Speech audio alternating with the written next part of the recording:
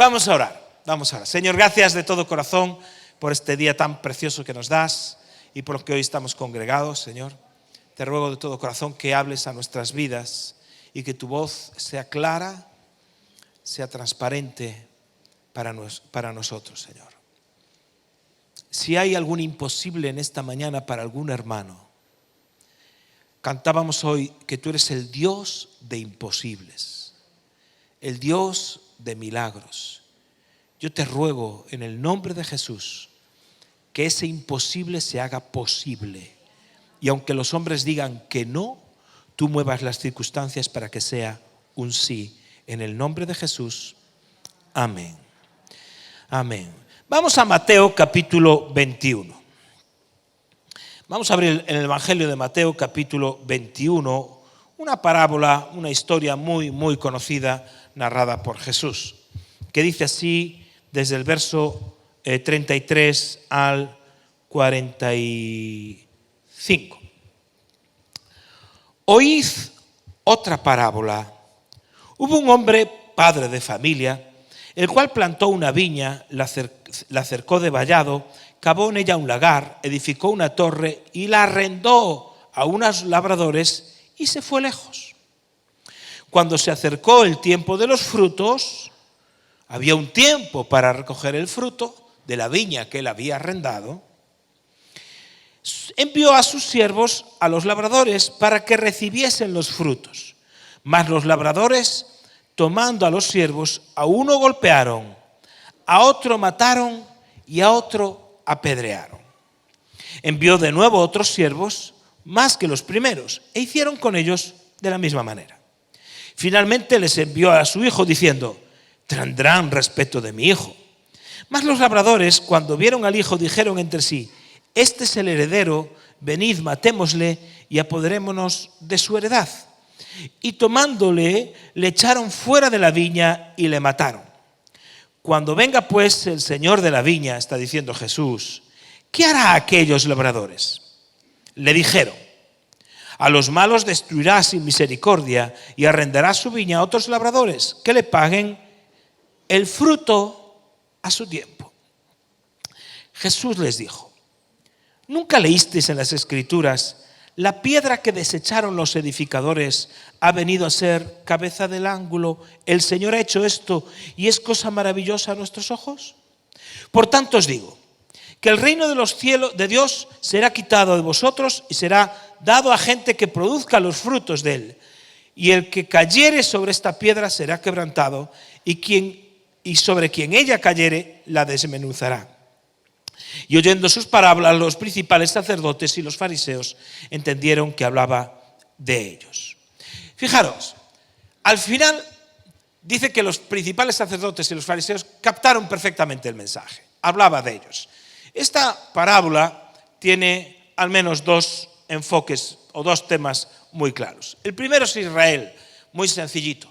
Israel es la viña y los siervos del dueño de la viña, que es Dios, los profetas, fueron enviados una y otra vez a Israel para recoger el fruto. ¿Y qué hicieron con los siervos? Pues eso, los apedrearon, los mataron, los desecharon. Finalmente, dice, el dueño de la viña envía a su hijo, dice, bueno, de mi hijo tendrán respeto. Y Jesús está hablando de sí mismo. Dice, le sacaron fuera de la viña, que es Jerusalén, una imagen de que lo sacan de Jerusalén al monte Gólgota, dice, y allí lo matan. Era algo profético que él mismo estaba hablando. Dice, no tienen el respeto de su hijo y lo matan. Es decir, que el evangelio que venía para los judíos es absolutamente desechado por ellos y matan incluso al Hijo de Dios, a Jesucristo. Pero hay otro tema que a lo largo de la Biblia casi es una, no quiero usar, bueno, la palabra obsesión es la que mejor define. Es algo que siempre Dios está hablando y pensando en este tema, que es persistentemente nos habla del fruto. Dice que aquí el dueño de la viña a su tiempo vino a buscar ¿qué? El fruto que le correspondía y envió a los siervos para recoger el fruto. El fruto es lo que Dios siempre quiere buscar. Fruto en tu vida, fruto en la iglesia, fruto en aquel al cual le ha arrendado algo, al cual le ha dado algo para que produzca. ¿Y qué es el fruto en la Biblia? Y bueno, ¿y a qué se refiere con fruto? Bueno, cuando tú lees, por ejemplo, Mateo 3:8, se nos dice que hagamos frutos dignos de arrepentimiento.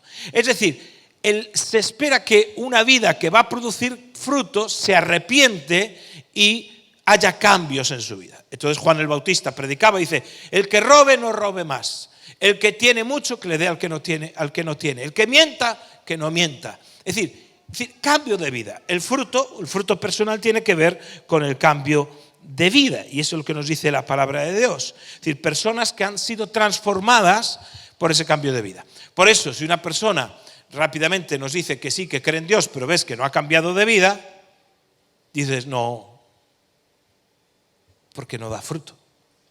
Se espera que dé el fruto digno de ese arrepentimiento que dice que ha tenido.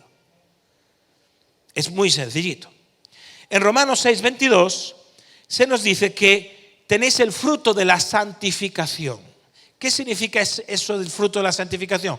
Significa, santo significa separado para algo. Un fruto también es cuando una persona se separa para algo. Dice, yo voy a asumir esto, voy a vivir para esto, yo soy santo, separado para algo. Mateo 7:16, fijaros diferentes acepciones del fruto. Dice, de los profetas, dice que por sus frutos los conoceréis. Está aquí, ¿verdad? Dice, Mateo 7, ¿recogen uvas de los espinos? ¿Acaso se recogen uvas de los espinos e higos de los abrojos? No. Por sus frutos, si da higos, ¿qué es? Y si da manzanas, ¿qué es? Pues ya está. Es decir, así también vais a conocer a los profetas. Y dice también Filipenses 4:17, dice en Filipenses 4:17, no es que busque dádivas, sino que busco fruto que abunde en vuestra cuenta. El apóstol Pablo le está hablando a los filipenses, diciéndoles que el dar, ellos estaban preparándose para dar una ofrenda para un pueblo que estaba en más necesidad, y dice el apóstol Pablo, eso es un fruto que abunda. El ser generoso y dar también es parte del fruto que nosotros damos. Y dice Romanos 16:5, aquí se habla de un hombre que se llama Epeneto, que es el primer fruto de Acaya. Dice, saludos también a la iglesia de su casa. Saludad a Epeneto, amado mío, que es el primer fruto de Acaya para Cristo. Aquí hay otro tipo de fruto, que es la gente. ¿Qué quiere decir esto? Dice, saludad a la iglesia, ¿verdad? Que se reunía en una casa. La iglesia no se reunía en locales como estos, sino se reunía en casas, como hacemos con los grupos pequeños y las células, que así se vivía la primera etapa de la vida cristiana. Entonces, ¿qué está diciendo? Que cuando una persona da fruto, ¿qué da? Un cambio de vida. La vida cambia, se santifica, es generosa. Si era egoísta, es servicial, si era una persona que no era servicial. Pero cuando una iglesia da fruto, ¿qué da? Nuevas personas, nuevos creyentes. ¿Cuál es el capital que una iglesia produce? Si tú vas a la Coca-Cola, ¿qué produce? Una bebida gaseosa. La SEAT o la Renault, ¿qué produce? Coches. Una empresa como Iberia, ¿qué produce? Bueno, viajes en avión para trasladar a las personas de una zona a otra. Esa es su misión, el traslado de personas. ¿Y qué producimos nosotros? ¿Qué aporte hace esta iglesia a la sociedad de Lugo? ¿Cuál es nuestro producto? Vidas transformadas, vidas cambiadas. ¿Cuánto vale económicamente un matrimonio que se salva? Imaginaos el coste de un divorcio, la separación, los hijos para uno, para otro, fines de semana. De repente, ese matrimonio se salva. ¿Cuánto vale? Nosotros producimos un fruto que es la vida transformada de las personas para la sociedad. Y eso transforma también la sociedad.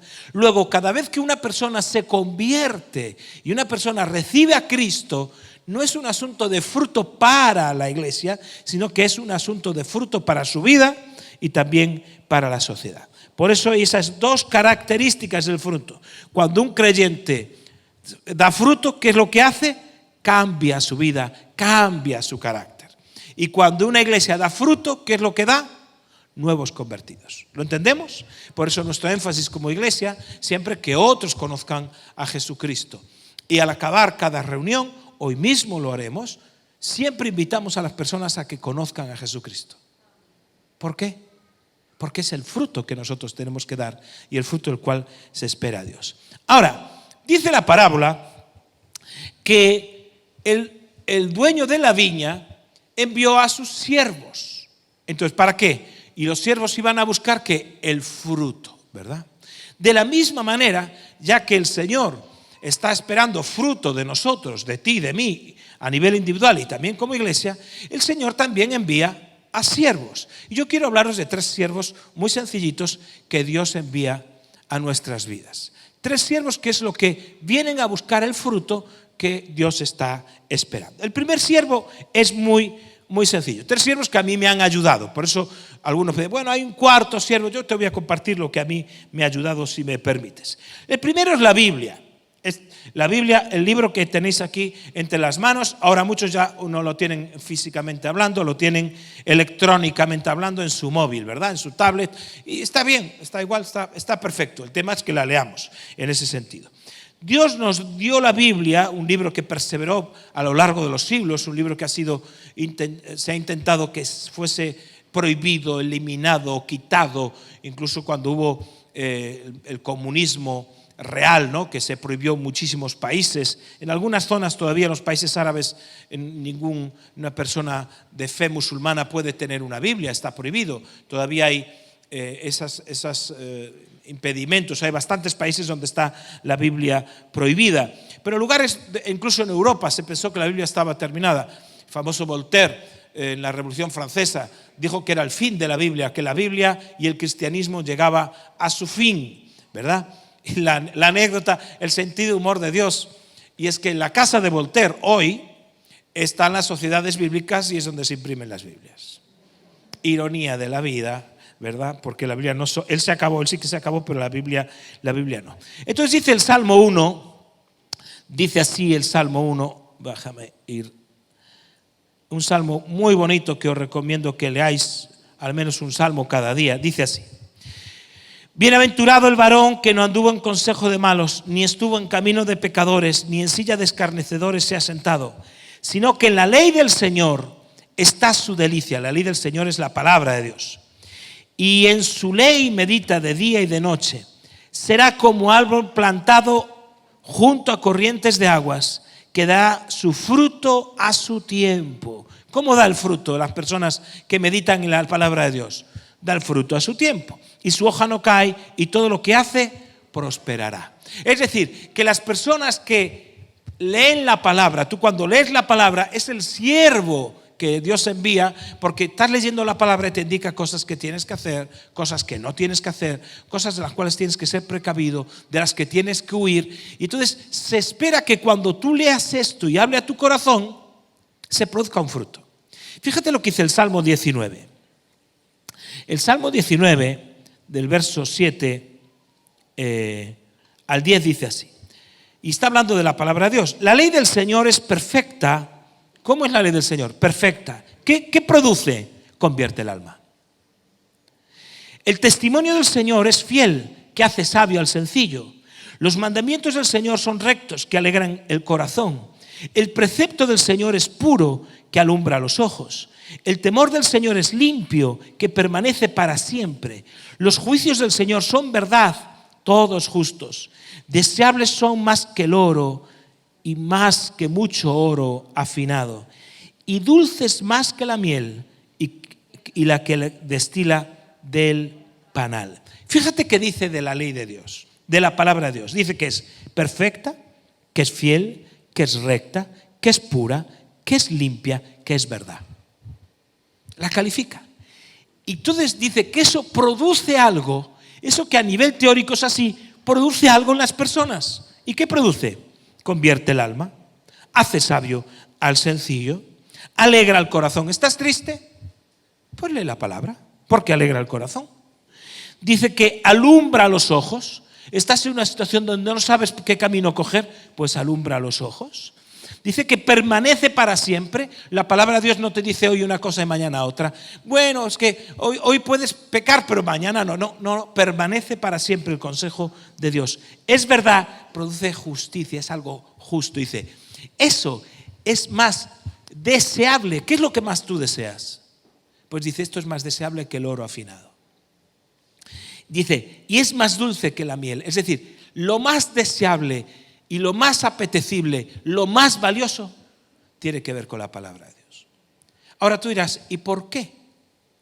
Porque el asunto, cuando tú lees la palabra de Dios, no matarás, dice el mandamiento.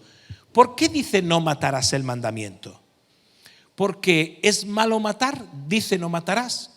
¿O es malo matar porque dice no matarás? Creo que os he liado, os lo voy a decir otra vez. ¿Por qué es malo no matar? Hay un mandamiento que dice no matarás, o porque hay un mandamiento que dice no matarás, es malo matar. No sé si me explico. Porque uno diría, ¿qué es primero, la gallina o el huevo? Es el mismo cuento. ¿Será que hicieron los mandamientos porque eso es malo moralmente? Entonces crearon un mandamiento ajustado. ¿O al revés? Porque hay un mandamiento, eso se convirtió malo. Si no hubiera un mandamiento llamado no matar, pues no sería malo, vamos a matar. Pues ni lo uno ni lo otro, tiene que ver con este Salmo 19. ¿Sabéis por qué la ley del Señor es perfecta?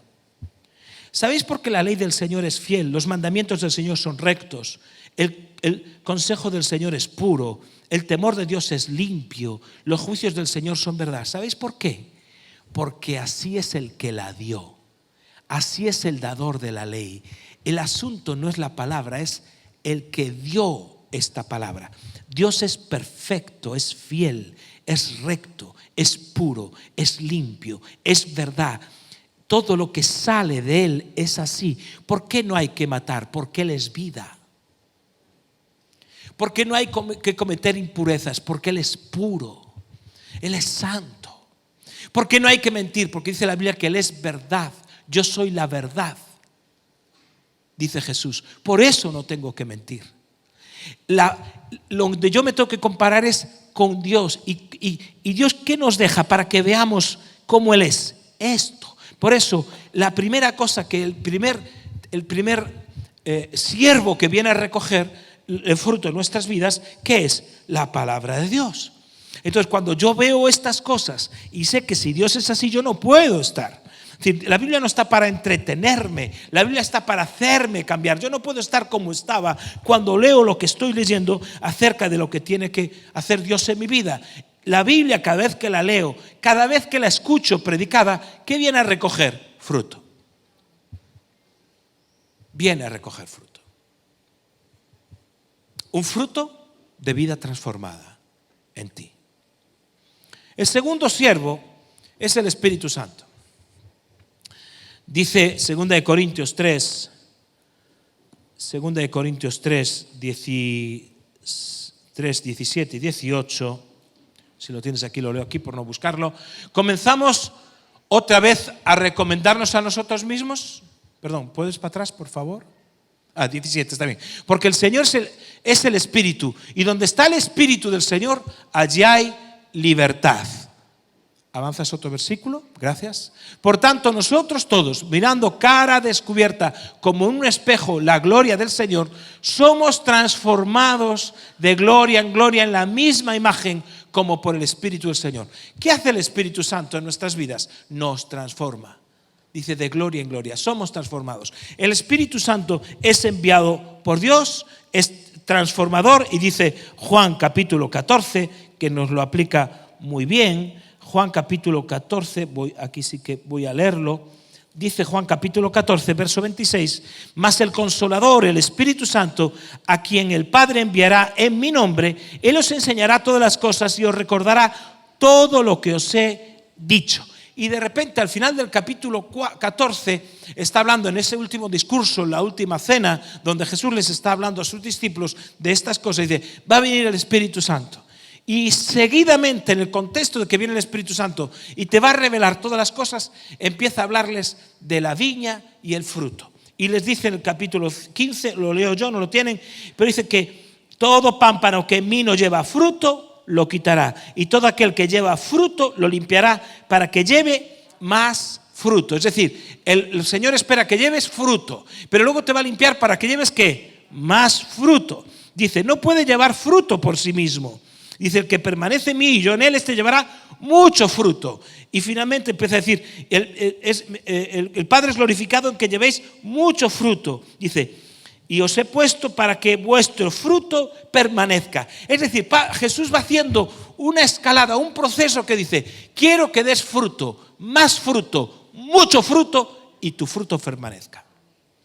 Y todo es por la obra del Espíritu Santo. Dice, el Espíritu Santo va a venir y recordaros esto para que llevéis fruto, más fruto, mucho fruto, y vuestro fruto permanezca. Entonces, cuando viene el Espíritu Santo, la palabra de Dios te habla, pero viene el Espíritu Santo y toca tu corazón. Estás escuchando una predicación, estás escuchando una canción, estás en un tiempo de oración, hay algo que el Dios te habla a tu corazón que tienes que hacer algo. Entonces viene a recoger ese fruto. A lo mejor escuchaste un mensaje que tenías que perdonar a alguien que te hizo daño. Viene a recoger ese fruto el Espíritu Santo. ¿Lo va a recoger o no? Fíjate,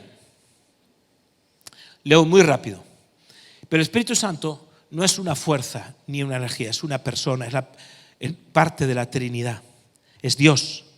Dice en Isaías 63:10 que se le puede enojar. En Mateo 12, que se puede blasfemar contra él. En Hechos 12:17, lo leo rápido, que se le tienta.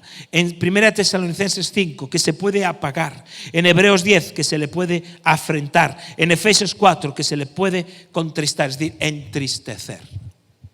Hay una relación con el Espíritu Santo. Él también viene a buscar fruto. Y hay siempre una relación con el Espíritu Santo, buena o mala, pero una. Y Él viene a buscar fruto, que te dice, no hagas esto, no hables de esto, no escuches esto, no veas esto que estás viendo. Hay una voz interior, dice, no, es mi conciencia. No, una vez que has nacido de nuevo ya no es tu conciencia, es el Espíritu Santo que está en ti y que te está viendo, te está guiando, está dentro de ti. Y si yo poso mis ojos donde yo no debo, el Espíritu Santo dice que se apaga, se entristece. Y luego decimos, no sé qué me pasa, llevo una temporada mal. ¿Cómo que una temporada mal? Si tienes dentro de ti al Espíritu Santo apagado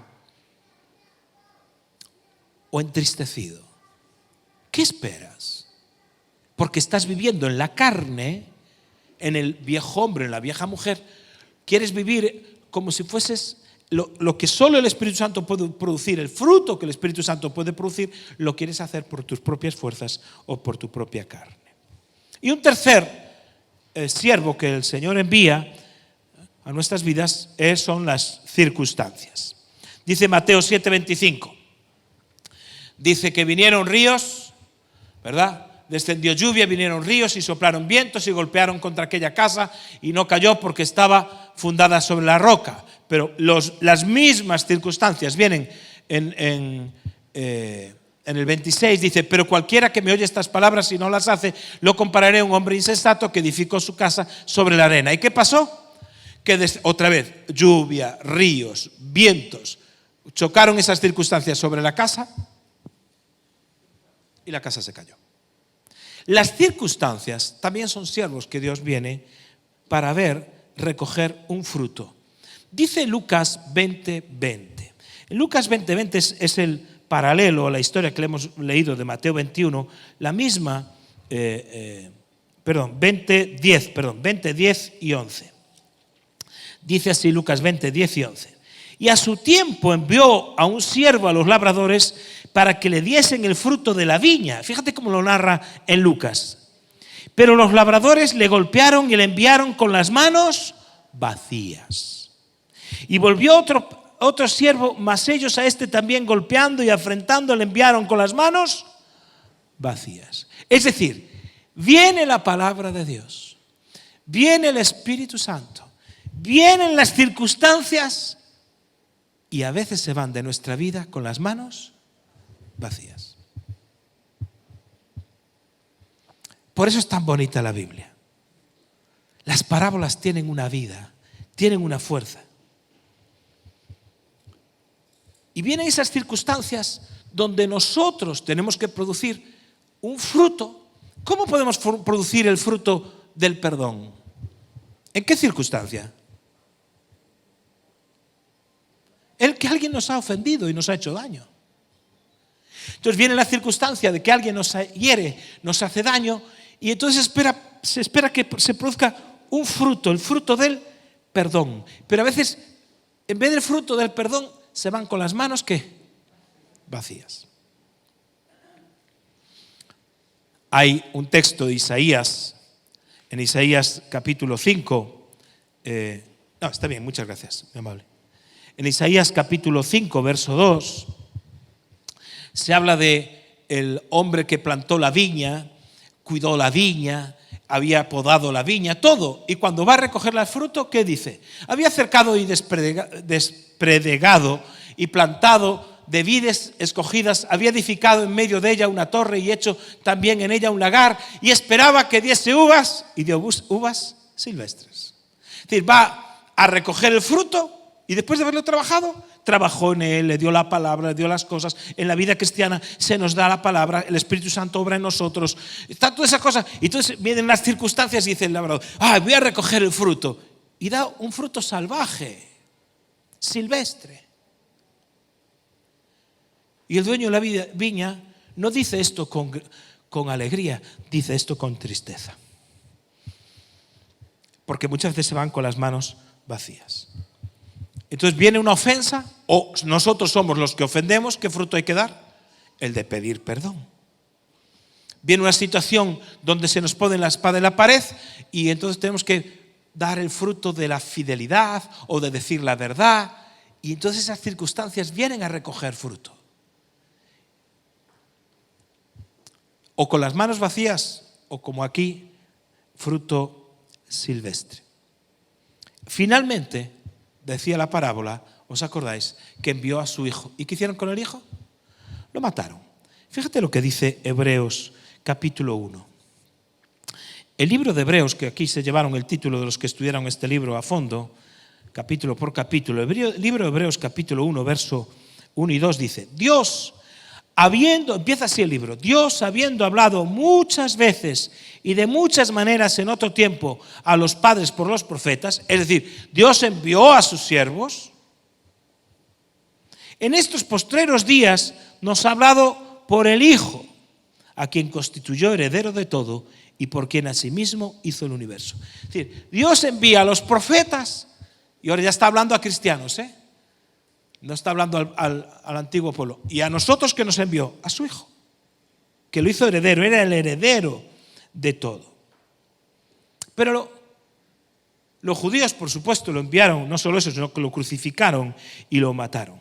Era el último intento de Dios para buscar el fruto de aquel pueblo. Era el último intento para buscar fruto de personas que tienen que cambiar su vida. De personas que dicen, no puede ser lo mismo. No puede ser lo mismo. No se trata de venir a la iglesia. En estas semanas atrás hemos estado hablando del fruto de una familia que está en Cristo. En el matrimonio, con los hijos, el respeto entre esposo y esposa, diferentes cosas que hemos dedicado a la familia. ¿Por qué entonces muchas veces, o cuando le hablamos a veces a los jóvenes sobre, por ejemplo, la pureza sexual y que hay que guardarse para el matrimonio, como el sexo es el diseño de Dios, porque el sexo lo inventó Dios, no el diablo, pero dentro de unos parámetros de seguridad para que eso se disfrute dentro del matrimonio? Y llegan muchos y tienen relaciones sexuales, bueno, muchos, estoy hablando de forma genérica, pero algunos tienen relaciones sexuales antes del matrimonio. ¿Por qué? Si el siervo de la Biblia ya les vino a hablar, vino a recoger ese fruto, o el siervo del Espíritu Santo les trajo convicción de pecado a su vida, vino a recoger ese fruto, y cuando llegan las circunstancias, en vez de recoger ese fruto, dieron un fruto salvaje, silvestre. ¿Por qué? ¿Por qué no siempre que Dios habla las vidas cambian? ¿Por qué no cambian? Siempre que Dios habla siempre. y hay vidas que no cambian. ¿Por qué? Pues está aquí escrito. Acuérdate cuál era el propósito de los que habían alquilado la viña. Cuando vieron al hijo, ¿qué dijeron? Dijeron, viene el heredero. Si lo matamos, nos quedamos con la viña. Y esto es que quiero que te quede muy clarito. Aquellas personas lo que querían era ser dueños de una heredad, dueños de eso que le creían que podían poseerlo y tenerlo para ellos. No hay cosa que más impida el fruto que querer ser dueño de uno mismo. No hay mayor problema que querer ser dueños de nuestra propia vida, dueños de la heredad. Yo voy a hacer como yo quiero. Yo voy a gobernar mi familia como yo quiero. Yo voy a ordenar mi dinero como yo quiero. Yo soy el dueño de mi vida y yo hago con mi vida lo que quiero. En fin, no hay peor cosa que querer ser dueños de la propia heredad. Eso mata el fruto. Porque entonces Dios viene a buscar el fruto. Mira, me gustaría que renunciara. No. Y vuelve el Espíritu Santo con las manos vacías. ¿Me traes algo? Dice, bueno, pero la palabra de Dios dice que la palabra que sale de su boca nunca volverá el vacía. Sí, es cierto, nunca vuelve vacía, porque viene el mensajero, en un sentido, y dice, vuelve a Dios y dice, ¿traes el fruto? Y dice, no lo traigo. Tu palabra no va a volver vacía, porque vuelve con el mensaje de, no te lo quiero dar. No te voy a dar ese fruto. Ahora, ¿cómo se mata al mensajero? Y con esto quiero ir terminando. Porque dice que ellos mataron al mensajero. ¿Cómo se mata al mensajero? Entonces de repente Jesús les dice una cosa un poquito complicada de entender, pero que os voy a explicar. Y les dice así, está hablando tanto en Mateo como en Lucas, me da igual coger un texto que otro, y dice aquí en Lucas 20, dice, Lucas 20, 17. Pero él mirando les dijo, ¿qué pues es lo que está escrito? La piedra que desecharon los edificadores, porque ellos dijeron, ¿qué les va a hacer? No, a esos malvados los va a destruir, les va a alquilar la viña a otros que den el fruto a su tiempo. Y dice, muy bien, pues mirándolos, les dijo, ¿qué pues es lo que está escrito? La piedra que desecharon los edificadores ha venido a ser cabeza del ángulo. Y fíjate, porque habla de una piedra, Jesús habla de esa piedra, en Mateo dice lo mismo, la piedra que desecharon los edificadores ha venido a ser piedra del ángulo, el Señor ha hecho esto y es cosa maravillosa a nuestros ojos. Entonces Jesús les dice, hay una piedra, la piedra del ángulo no era cualquier piedra, era la piedra sobre la cual se edificaba toda la casa. Tenía que ser una piedra perfectamente cortada, unos ángulos bien hechos, y esa era la primera piedra que se ponía, y sobre esa piedra se sacaban después todas las alturas, todas las medidas. Si esa piedra se colocaba torcida, toda la casa iba torcida.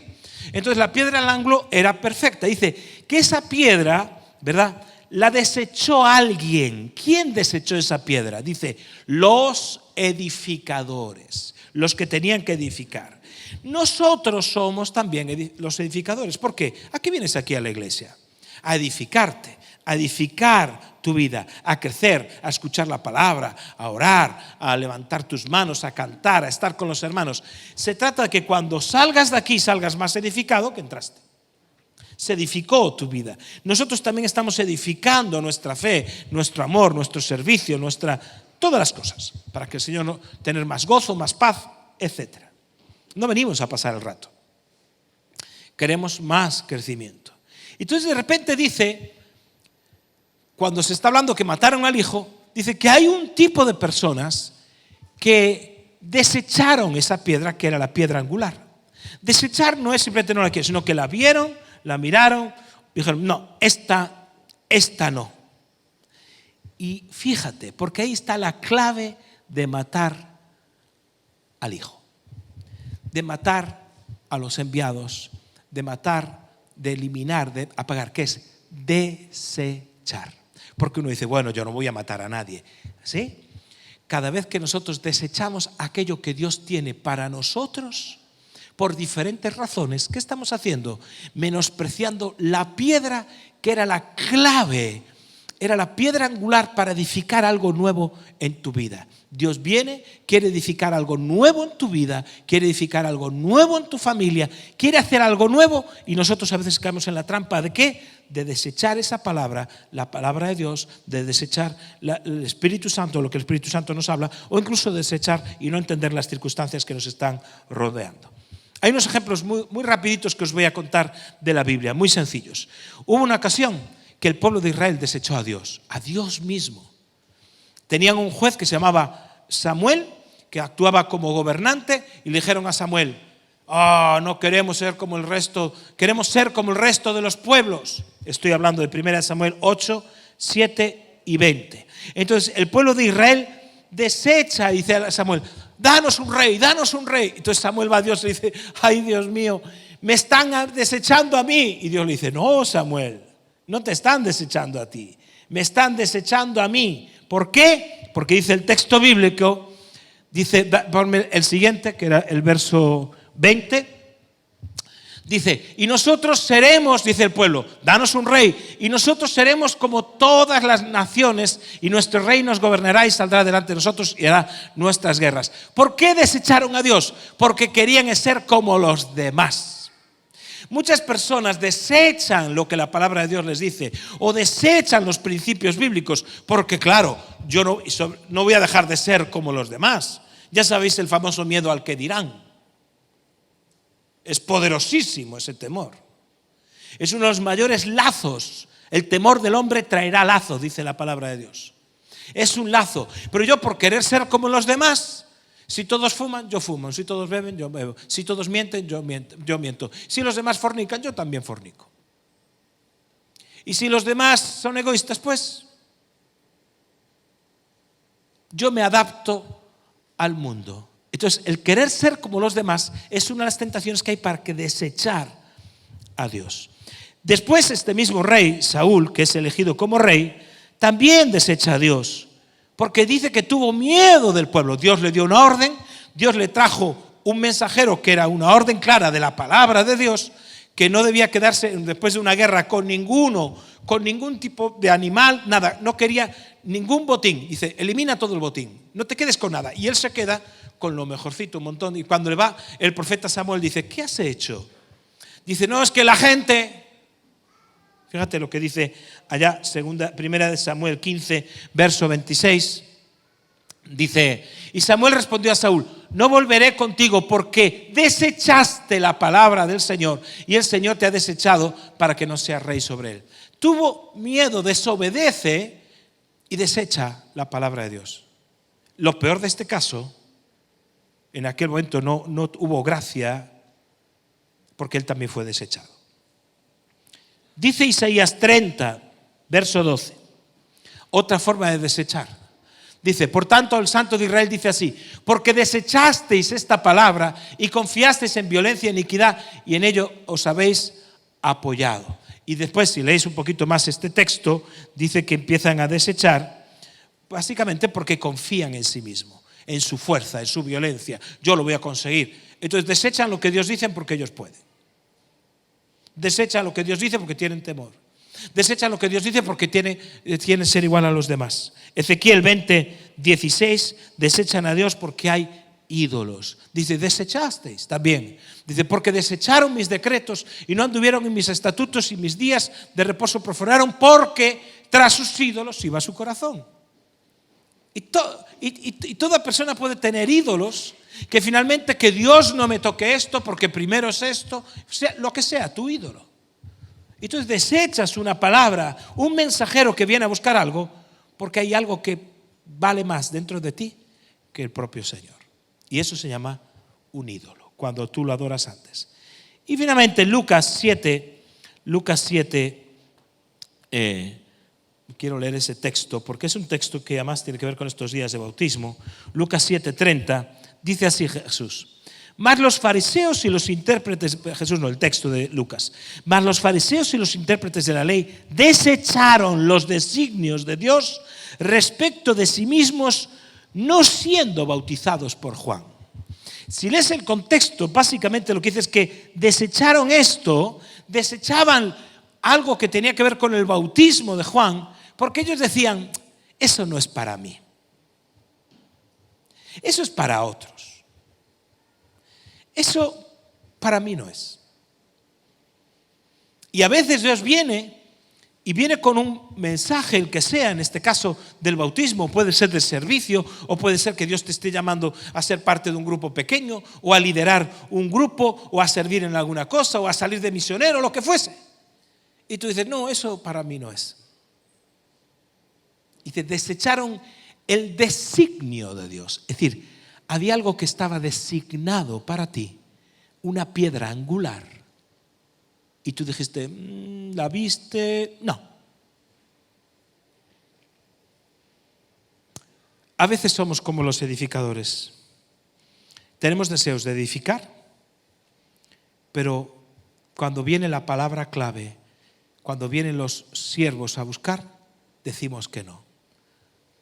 Desechamos justo lo que nos puede salvar, lo que nos puede transformar. Y a veces pasa. En momentos claves, ¿os acordáis de Pedro? En Getsemaní Jesús llama a sus discípulos, a los tres, a que vayan a orar por él. Y Jesús llama a Pedro en Getsemaní para orar con él. Y Jesús, orando en ese momento que era terrible para él, dice, ahí encuentra fuerzas para afrontar la cruz. ¿Qué hace Pedro? Desecha la invitación y se pone a dormir. ¿Y qué encontró Pedro? Así como Jesús encontró fuerzas para hallar la cruz, Pedro halló debilidad para negarlo después. Se llenó de debilidad para poderlo negar. ¿Por qué? Porque desechó una invitación del Maestro a ven conmigo a orar. Por eso no sabemos si a veces el Señor nos dice, ven a la reunión, ven al grupo pequeño, ven a la intercesión, vamos a hacer una caminata de oración, ven.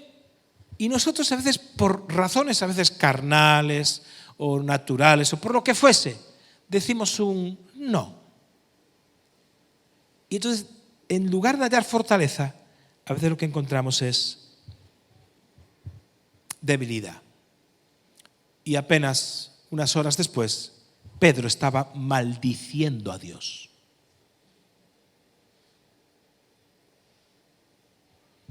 Por eso cuando el evangelismo, ¿en qué consiste? Cuando le predicamos a alguien el evangelio. Si la gente va a desechar, a veces uno ve, no, es que no me quisieron escuchar. ¿Os acordáis cuando Jesús dijo, el que a vosotros oye, a mí oye? Y el que a vosotros desecha, a mí me desecha. No nos están desechando a nosotros. No lo saben, pero están desechando a Dios. Y el que me desecha a mí, dice Jesús, desecha al que me envió. Todavía hoy, el que desecha a Jesús, desecha al que me envió. Termino con este versículo, Hebreos 12:25. Mirad. Es decir, la palabra aquí mirad tiene que ver con esté atento. Que no desechéis al que habla. Porque si no escaparon aquellos que desecharon a los que amonestaban en la tierra, mucho menos nosotros si desechamos al que amonesta desde los cielos. Yo sé que esta es una palabra dura de escuchar, pero es una palabra de advertencia que conecta con todo lo que hemos hablado en este tiempo para atrás. Tú no vienes aquí para entretenerte, vienes para edificarte. Y si estás aquí es porque eres de los edificadores que no desechan la palabra. La amas, la quieres. Pero en este momento que Dios está edificando vidas, está transformando, hoy también viene a ti a buscar un fruto. ¿Cuál es el fruto que viene a buscar de tu vida? Tú lo sabes. No sé si unos tendrán que arrepentirse, tendrán que poner orden en su vida, lo que cada uno sepa. Pero deja de desechar al Espíritu Santo que está viniendo a ti. Y entonces empezarás a dar fruto, más fruto, mucho fruto, y tu fruto va a permanecer. Y muchos serán bendecidos, los que sean tocados por tu gracia. Ponte de pie, por favor.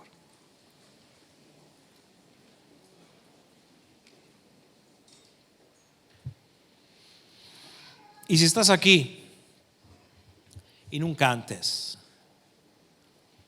le has entregado tu vida a Jesucristo, hoy viene el siervo de la palabra de Dios, del Espíritu Santo y de las circunstancias. Dices, ¿tú qué circunstancias? Que estás aquí.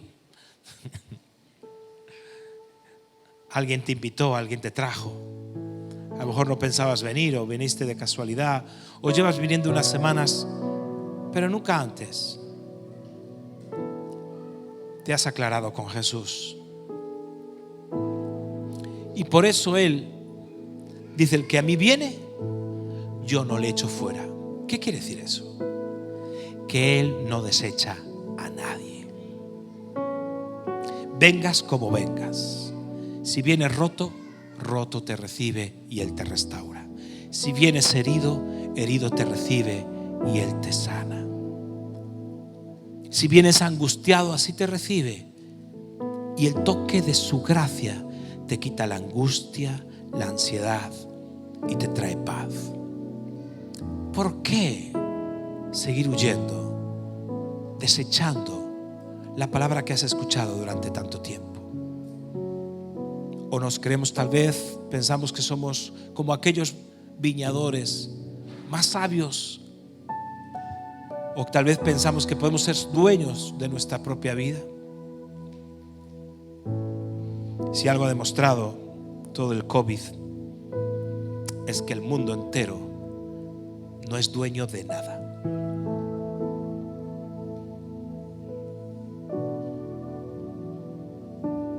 Y aquello que era la ciencia que se subió a los altares como si fuese Dios, sigue en quiebra.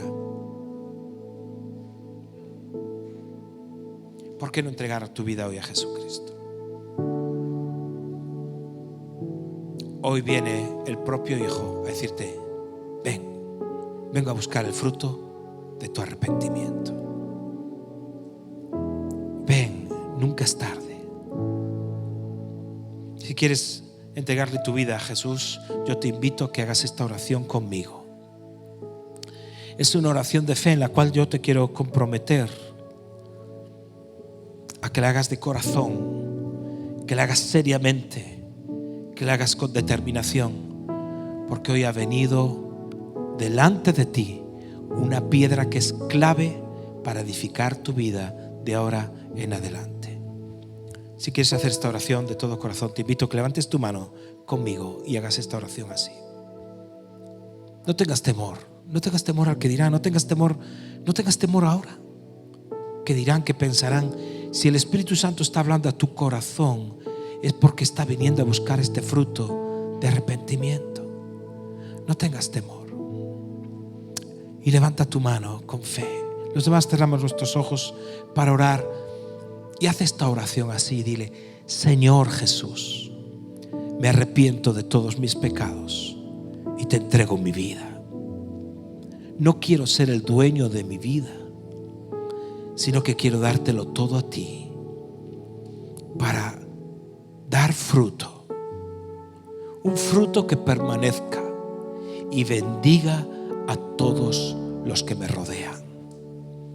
Gracias por esta oportunidad. Gracias por la nueva vida que hoy me das. En tu nombre, Jesús. Amén.